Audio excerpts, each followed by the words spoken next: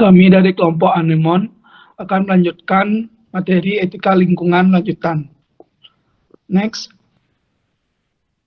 Adapun di sini anggota kelompok kami yang pertama yaitu Adelio Johnson Ginting dengan akhiran NIM 064 dan Stanley Thompson dengan akhiran NIM 098 dan saya sendiri Anak Agung Dewi Kusuma dengan akhiran NIM 126.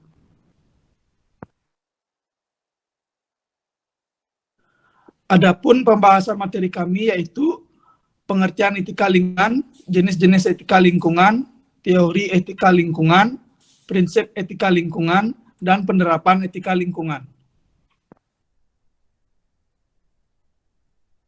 Baik, yang pertama yaitu definisi etika lingkungan.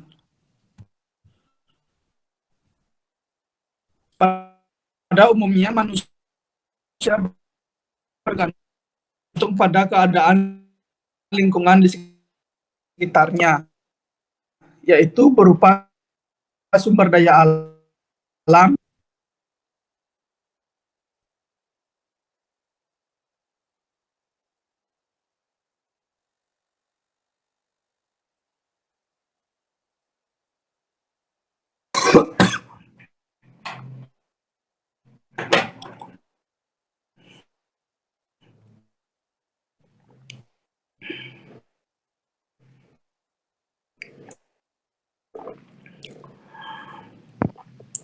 krisis lingkungan hidup yang dihadapi manusia modern merupakan akibat langsung dari dapat dikatakan bahwa krisis ekologi yang dihadapi umat manusia berakar dalam krisis etika atau krisis moral.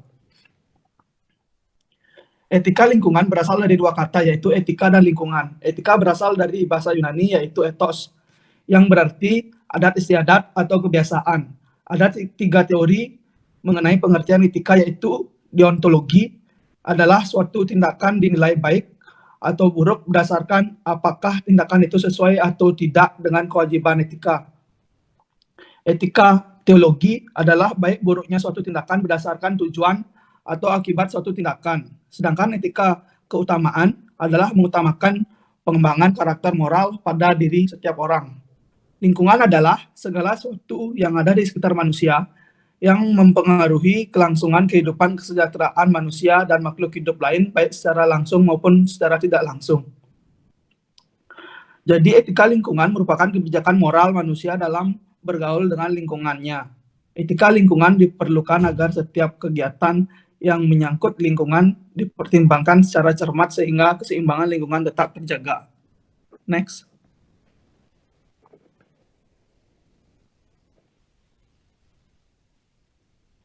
Baik, kita masuk ke jenis-jenis etika lingkungan. Etika lingkungan disebut juga etika ekologi.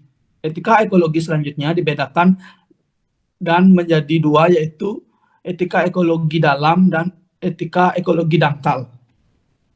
Etika ekologi dangkal. Etika ekologi dangkal adalah pendekatan terhadap lingkungan yang menekan bahwa lingkungan sebagai sarana untuk kepentingan manusia yang bersifat antroposentris. Kebanyakan para ahli lingkungan ini memiliki pandangan bahwa alam bertujuan untuk memenuhi kebutuhan hidup manusia. Etika ekologi dalam. Etika ekologi dalam adalah pendekatan terhadap lingkungan yang melihat pentingnya memahami lingkungan sebagai keseluruhan kehidupan yang saling menopang, sehingga semua unsur mempunyai arti dan makna yang sama.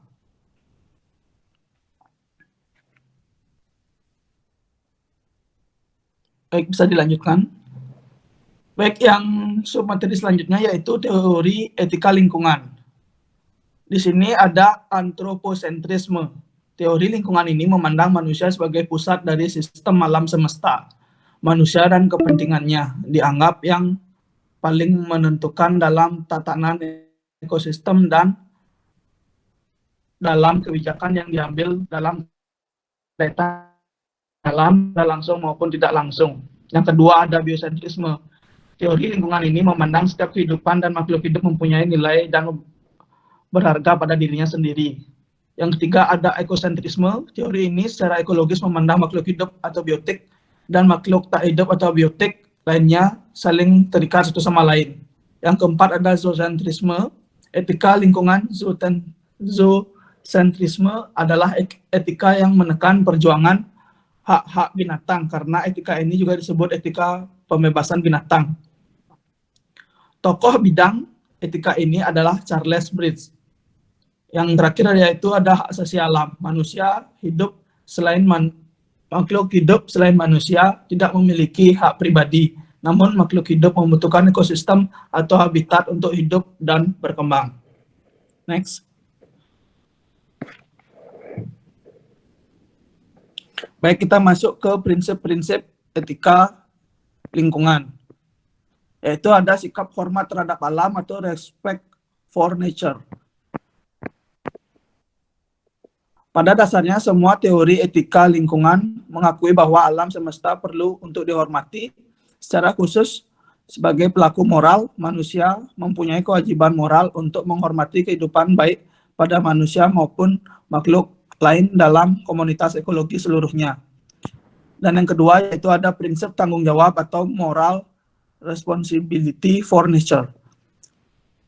Setiap bagian dan benda di alam semesta ini diciptakan oleh Tuhan dengan tujuannya masing-masing, terlepas dari apakah tujuan itu untuk kepentingan manusia atau tidak. Oleh karena itu, manusia sebagai bagian dari alam semesta bertanggung jawab pula untuk menjaganya.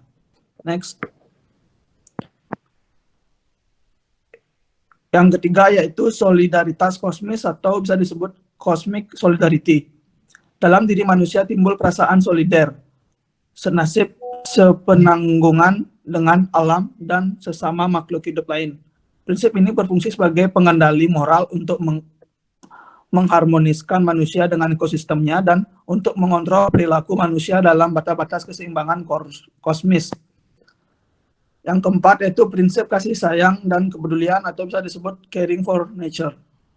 Prinsip ini tidak didasarkan pada pertimbangan kepentingan pribadi, tetapi semata-mata demi kepentingan alam. Dengan semakin peduli terhadap alam, maka manusia menjadi semakin matang dengan identitas yang kuat. Next. Prinsip no harm. Terdapat kewajiban sikap solider dan kepedulian, paling tidak dengan tidak melakukan tindakan yang merugikan atau mengancam eksistensi makhluk hidup lain di alam semesta ini.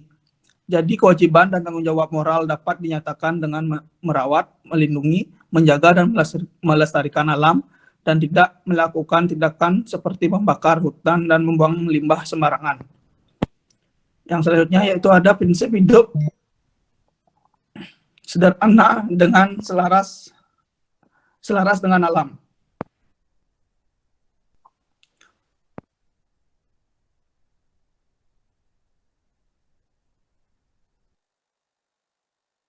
Prinsip ini menekan pada nilai kualitas cara hidup yang baik, bukan menekan pada sikap rakus dan tamak. Ada batas untuk hidup secara layak sebagai manusia yang selaras dengan alam. Next.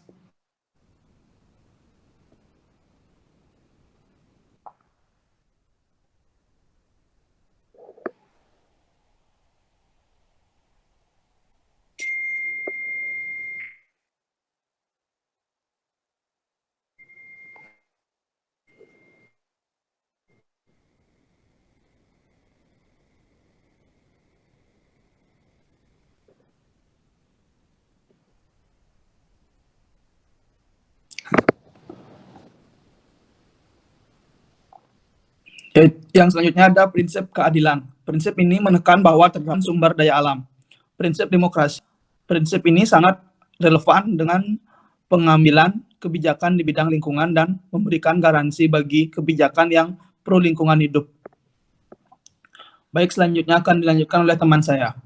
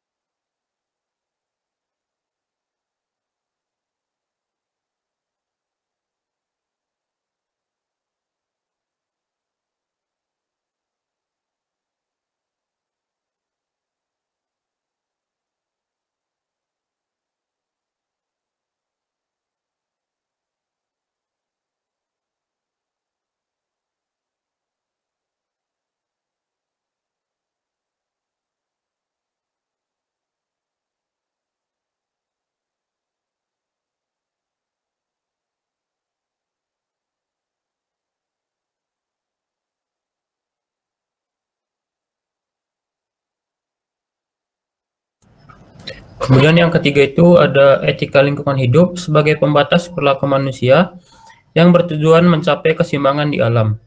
Yang keempat, sikap dasar menghormati antara makhluk hidup dan bertanggung jawab dengan alam. Kemudian itu ada submateri penerapan etika lingkungan hidup. Sikap ramah terhadap lingkungan hidup harus bisa menjadi suatu kebiasaan yang dilakukan oleh setiap manusia dalam menjalankan kehidupan dalam berbagai aktivitas yang berkaitan dengan lingkungan, meliputi lingkungan keluarga, lingkungan pendidikan, serta lingkungan masyarakat. Dalam lingkungan keluarga, ada pun beberapa contoh tindakan yang dapat dilakukan untuk menumbuhkan dan melaksanakan etika lingkungan, diantaranya menanam pohon dan memelihara bunga di pekarangan rumah, di mana orang tua dapat memberi tanggung jawab kepada anak-anak untuk merawatnya. Yang kedua itu membiasakan diri membuang sampah pada tempatnya, di mana setiap anggota keluarga akan mempunyai kebiasaan untuk menjaga kebersihan dan rasa malu ketika membuang sampah sembarangan. Kemudian ketiga itu ada memberi tanggung jawab kepada setiap anggota keluarga untuk membersihkan rumah dan pekarangan secara rutin. Kemudian ada lingkungan pendidikan. Kesadaran mengenai etika lingkungan hidup dapat dilakukan di lingkungan pendidikan dengan memberikan pelajaran mengenai lingkungan hidup dan etika lingkungan, melalui kegiatan di luar jam pelajaran sebagai wujud kegiatan yang konkret dengan mengarahkan pada pembentukan sikap yang berwawasan lingkungan seperti pembahasan atau diskusi mengenai isu lingkungan. Kemudian itu ada gotong royong, penanaman pohon, dan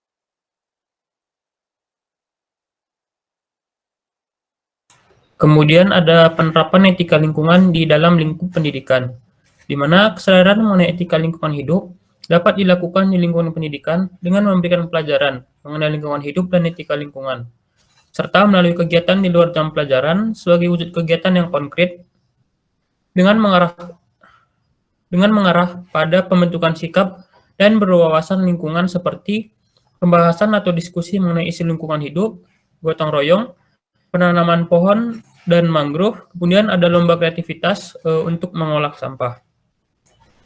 Kemudian yang terakhir itu ada penerapan etika lingkungan di lingkup masyarakat, di mana dalam lingkup masyarakat penerapan etika lingkungan dapat dilakukan seperti membuang sampah secara berkala ke tempat pembuangan sampah, melakukan kegiatan gotong royong atau kerja bakti secara berkala di lingkungan tempat tinggal.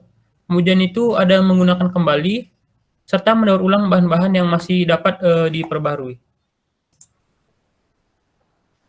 Untuk selanjutnya kita masuk ke sesi diskusi. Untuk dari teman-teman, apakah ada pertanyaan?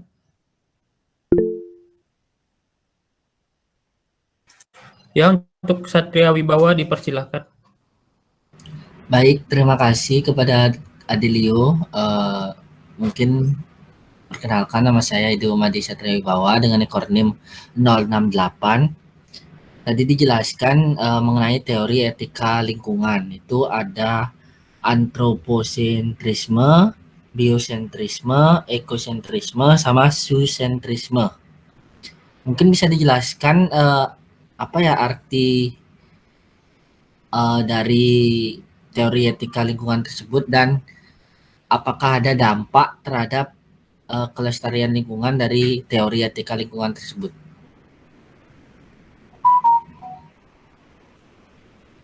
Terima kasih untuk Satria. Terima Untuk kasih Adelio. pertanyaannya kami simpan terlebih dahulu.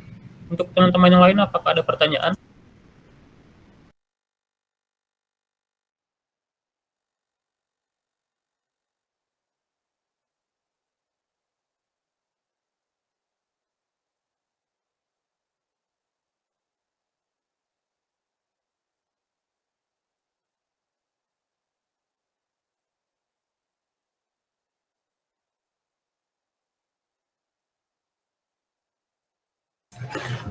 Untuk Gus Widi, dipersilakan.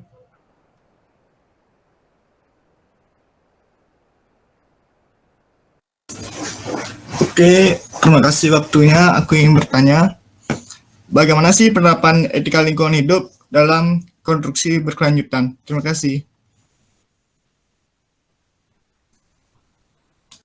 Terima kasih untuk pertanyaannya, kami simpan terlebih dahulu. Untuk teman-teman, apakah ada pertanyaan lagi?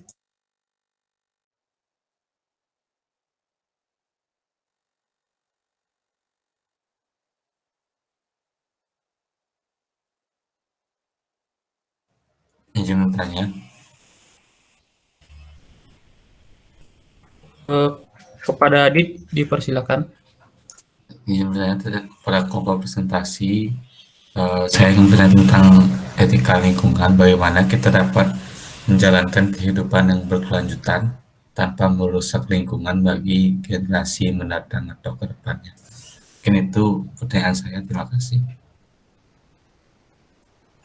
Baik, terima kasih untuk pertanyaannya dari Adit. Untuk jawabannya mohon tunggu sebentar untuk kami berdiskusi.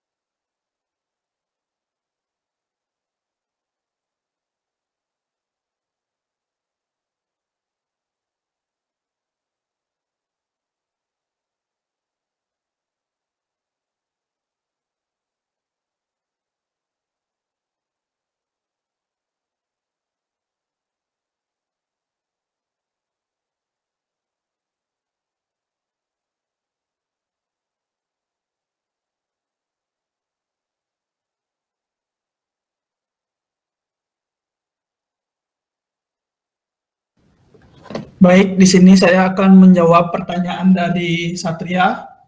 Pertanyaannya yaitu etika lingkungan. Apakah bisa dijelaskan apa itu etika lingkungan dan apakah ada dampak terhadap keberlangsungan lingkungan? Apakah seperti itu? Ya, Agung. Baik, di sini saya akan menjelaskan teori-teori dari etika lingkungan tersebut. Yang pertama ada antroposentrisme. Teori ini memandang manusia sebagai pusat dari sistem alam semesta. Manusia dan kepentingannya dianggap yang paling menentukan dalam tatanan ekosistem dan dalam kebijakan yang diambil dengan kaitannya dengan alam, baik secara langsung maupun secara tidak langsung. Teori ini dianggap sebagai salah satu penyebab, bahkan penyebab utama dari krisis lingkungan yang terjadi. Teori ini menyebabkan manusia mengeksploitasi dan menguras alam semesta demi memenuhi kepentingan dan kebutuhan hidupnya dan tidak peduli terhadap alam. Yang teori kedua yaitu biosentrisme. Teori lingkungan ini memandang setiap kehidupan dan makhluk hidup mempunyai nilai dan berharga pada dirinya sendiri. Biosentrisme menolak argumen antroposentrisme karena yang menjadi pusat perhatian dan yang dibolehkan teori ini adalah kehidupan. Secara moral, berlaku prinsip bahwa setiap kehidupan di muka bumi ini mempunyai nilai moral yang sama sehingga harus dilindungi dan diselamatkan. Jadi konsekuensinya yaitu alam semesta adalah sebuah komunitas moral baik pada manusia maupun pada makhluk hidup lainnya. Yang teori selanjutnya yaitu ekosentrisme. Teori ini secara ekologis memandang makhluk hidup biotik dan makhluk hidup abiotik lainnya saling terkait satu sama lain. Etika diperluas untuk mencangkup komunitas ekologis seluruhnya, baik yang hidup maupun yang tidak. Kewajiban dan tanggung jawab moral tidak hanya dibatasi oleh makhluk hidup. Deep ekologi atau bisa disebut GI menuntut suatu etika baru yang tidak berpusat pada manusia, tetapi berpusat pada makhluk hidup seluruhnya dalam kaitannya dengan upaya mengatasi persoalan lingkungan hidup. Yang selanjutnya yaitu zoocentrisme. Etika lingkungan zoocentrisme adalah etika yang menekan perjuangan hak-hak binatang karena etika ini juga disebut etika pembebasan binatang. Tokoh bidang etika ini adalah Charles Bridges. Menurut etika ini, binatang mempunyai hak untuk menikmati kesenangan karena mereka dapat merasa senang dan harus dicegah dari penderitaan. Yang terakhir yaitu ada hak asasi alam. Makhluk hidup selain manusia tidak memiliki hak pribadi, namun makhluk hidup membutuhkan ekosistem atau habitat untuk hidup dan berkembang.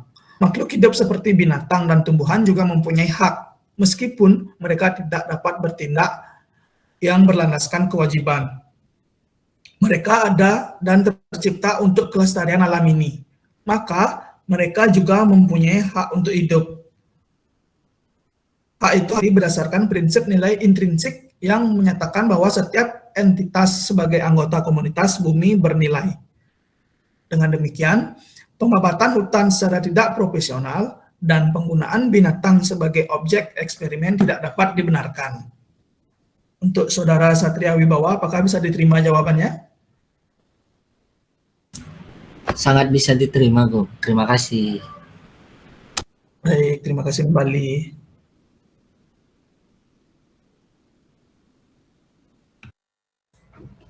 Saya akan menjawab pertanyaan dari Gus Widi, di mana pertanyaannya itu bagaimana penerapan etika lingkungan hidup dalam konstruksi berkelanjutan. Penerapan etika lingkungan hidup dalam konstruksi berkelanjutan diharapkan untuk meminimalkan dampak negatif terhadap lingkungan dan mengoptimalkan kualitas hidup manusia, di mana beberapa langkah yang dapat diambil adalah 1. Penggunaan bahan ramah lingkungan, di mana konstruksi yang berkelanjutan harus menggunakan bahan-bahan yang memiliki dampak lingkungan minimal. Hal ini bisa mencakup penggunaan bahan daur ulang, bahan yang dapat didaur ulang, serta bahan dengan emisi karbon yang rendah, atau bahkan tanpa emisi yang merugikan lingkungan. Kemudian yang kedua, itu ada efisiensi energi, di mana pembangunan yang berkelanjutan harus memprioritaskan efisiensi energi. Ini dapat dicapai dengan menggunakan teknologi dan sistem yang mampu mengurangi konsumsi energi. Kemudian yang ketiga itu ada pengolahan limbah konstruksi. Dalam konstruksi, penting untuk mempertimbangkan pengolahan limbah yang tepat.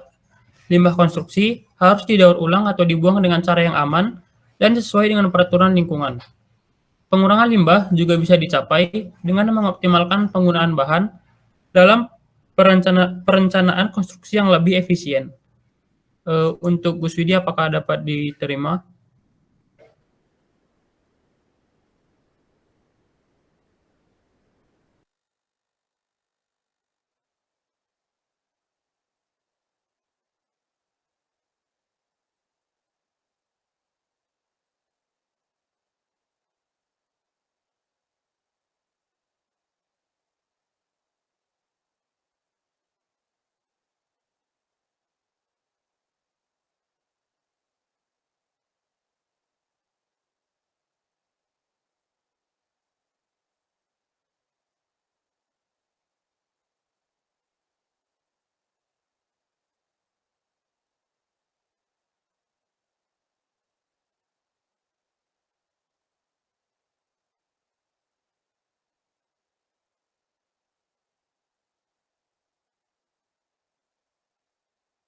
Untuk Gus Widi, apakah jawabannya dapat diterima? Bisa, terima kasih Aurelio.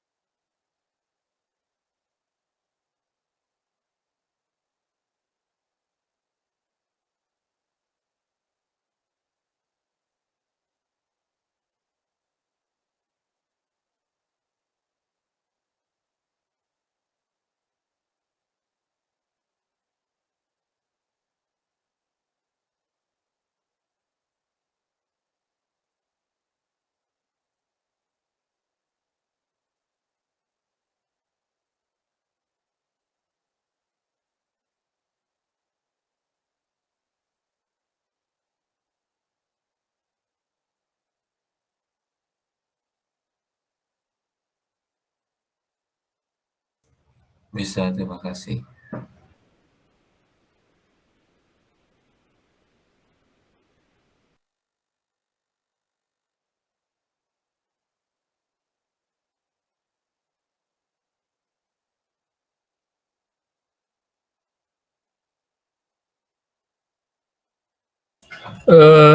Sekian presentasi dan sesi diskusi dari kelompok kami. Untuk waktu dan tempat, saya serahkan kepada Adit. Oke, untuk presentasi kali ini cukup pertemuannya. Ingat nanti yang presentasi upload recordnya ke YouTube dan